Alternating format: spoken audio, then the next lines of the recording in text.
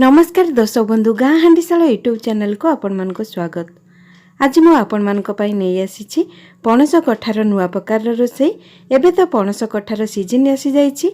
Market रे बा बाड़ी रे भल भल फ्रेश पणस कठा मिल जाउछि।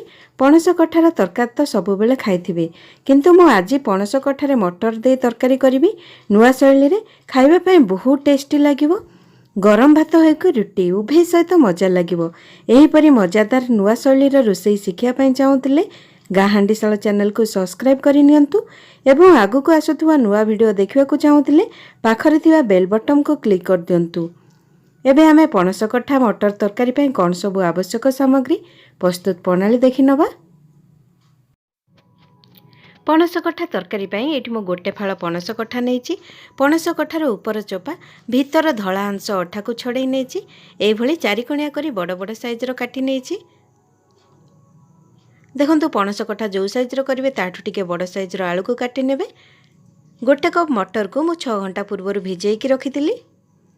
एबे सब मु सिजे नेबे, सेति पई हल्दी गुंडर अल्प लूण नेछि, गोटे ग्लास पानी नेछि। एबे हमें प्रेशर कुकर रे गोटे ग्लास पानी दे दबा। पानी दे सारला परे हल्दी गुंड अल्प आ लूण दे दबा। हल्दी लूण दे सारला परे एबे हमें आलू को दे दबा। आलू को दे सारला परे बतुरा हेतिबा मटर को दे दबा। वर्तमान हमें पणस कठा को दे दबा।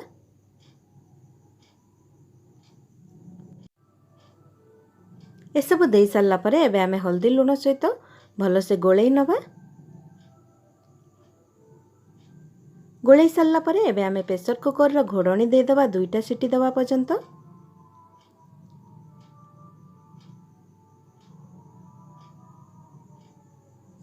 देखंतु वर्तमान हमर 2टा सीटी दे देलानी। एबे हमें प्रेशर कुकर को साइड कर नबा। पणस कठा मटर आलू को ठंडा हवा पई दबा। देखंतु एठी पणस कठा सिझी गला परे पणस कठा को पानी रु छाणी नेछि। एई भली सिझेबे। देखंतु मटर गोटा गोटा अछि, जेमते मटर मेल्ट न हो जाए बेसी सिझेबेनी। मसला पई सुखिला लंका, गोटा गरम मसला, तेजपत्र 2टा, धनिया पाउडर, लंका पाउडर, जीरा पाउडर, स्वाद अनुसार लूण, हल्दी पाउडर, चिकेन मसला नेछि। कटा धनिया पत्र, अदा रसुन पेस्ट गोटे चमच, 2टा टमाटो को एभली छोट साइज रो काटी नेछि, गोटे बड़ पियाज को एभली छोट साइज रो काटी नेछि। एबे तो मसला सामग्री देखि नेले। एबे हमें प्रस्तुत प्रणाली देखि नबा। सेति पई मो कड़ाई गरम कर नेछि। ए तरकारी के सोरिष तेल रे करबी, सेति पई एठी मो सोरिष तेल 2 चमच गरम करि नउछि। तेल तो एबे गरम हेइ सल्लानी। एबे हमें गोटा गरम मसला, तेजपत्र, सुखिला लंका को दे दबा।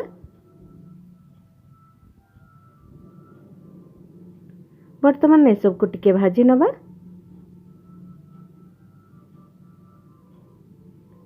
एबे हमें काटिकी रखिथिया पियाज को दे दबा।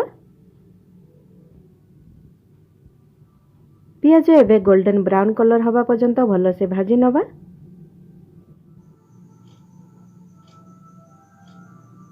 देखंतु एबे हमर पियाज भल से भाजी आसलानी।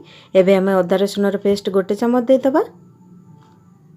अदा रसुन पेस्ट दे सारला परे भल से कसी नबा। पणस कठा तरकारी रे जेते मसला भल से कसिबे सेते टेस्टी लागिवो। एबे हमें पाउडर मसला सब दे दबा। पाउडर मसला दे सारला परे पुणी थरे कसी नबा 2 मिनिट पर्यंत। देखंतु एबे मसला भल से कसी तेल छाड़ी आसलानी। एबे हमें टमाटो को दे दबा। टमाटो दे सारला परे पुणी 2 मिनिट पर्यंत कसी नबा।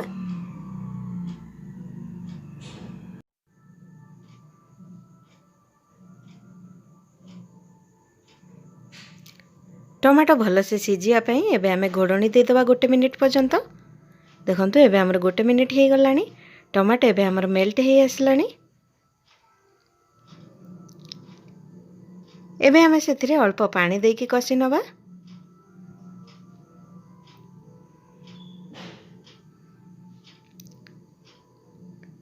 ध्यान देबे पणस कठा तरकारी को एई भली भल से कसिया पई। एबे तो मसला पानी फुटी आसलानी। एबे हमें सिझे की रखिथिबा पणस कठा मटर आलू को दे दबा। पणस कठा मटर आलू दे सारला परे एबे हमें मसला सहित कसी नबा।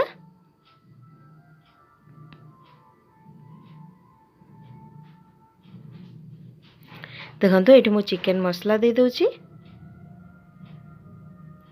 कसिला बेले चिकेन मसला देके कसिबे पणस कठा आउरी टेस्टी लागिबो।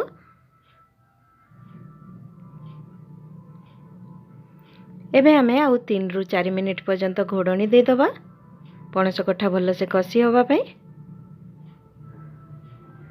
देखंतु 3-4 मिनिट पर एबे हमर पणस कठा मटर आलू भल से कसी आसलानी। जदि पखाल सहित खाइबा को चाहउचंती एई भली कसा करी खाइबे बहुत भल लागिबो। जेहेतु आमे गरम भात रोटी सहित खाइबा पई करूचंती सेथि पई मु एठी गोटे ग्लास पानी दे दोची।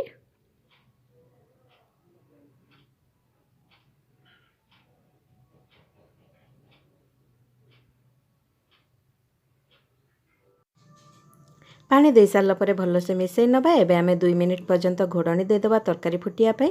देखंतु 2 मिनिट परे तरकारी हमर फुटी आसलानी।